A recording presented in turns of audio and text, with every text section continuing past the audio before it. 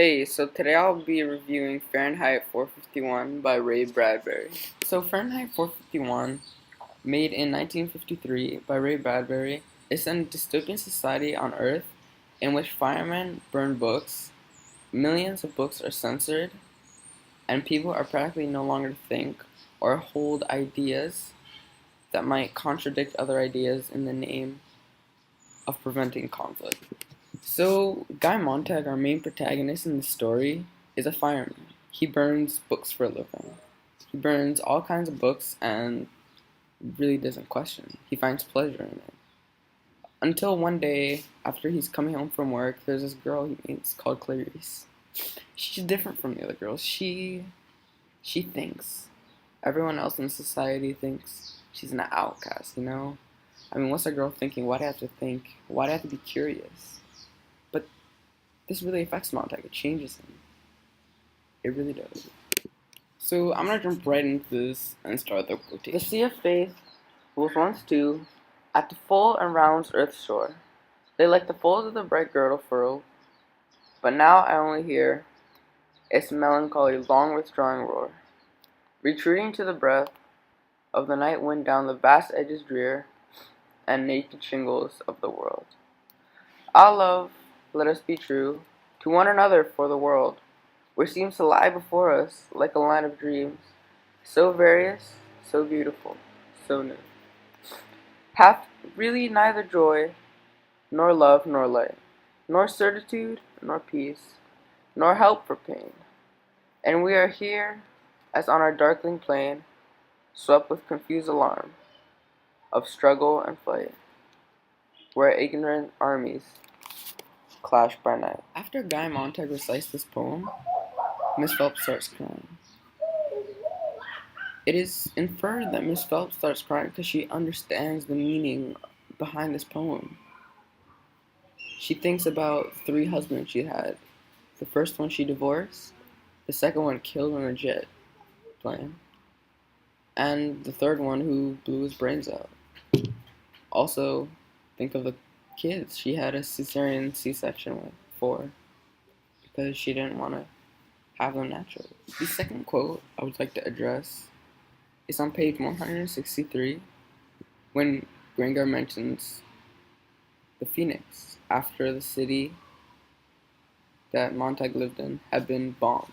Gringa looked into the fire. Phoenix. What? There was a silly damn bird called a phoenix back before Christ. Every few hundred years he built a pyre and burnt himself up. He must have been the first cousin to man, but every time he burned himself up, he sprang out of the ashes. He got himself born all over again.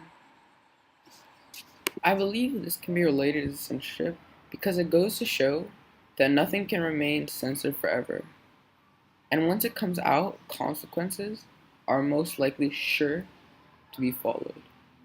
I feel like this quote marks the end of censorship in this book. I believe censorship to be a bad thing. And oftentimes we don't even see it coming. Like when we're censored, when you're being lied to, you don't really know you're being lied to. And a lot of the time, censorship just comes from yourself. Like when you refuse to read Shakespeare, even if you're not into Shakespeare, would you limit your knowledge to go play video games, play some Call of, and kill some people instead of expanding your literature and your horizons and your understanding of the world?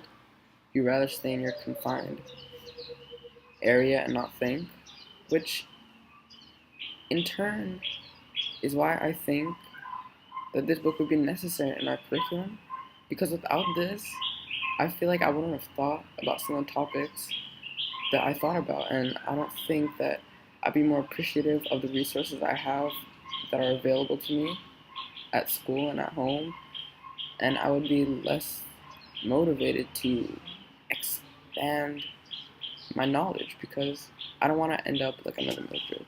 And ultimately, by being censored, is short-term happiness really the best choice over long-term happiness? Is it worth the pain and struggle you have to go through to achieve long-term happiness? Or would you rather just be censored?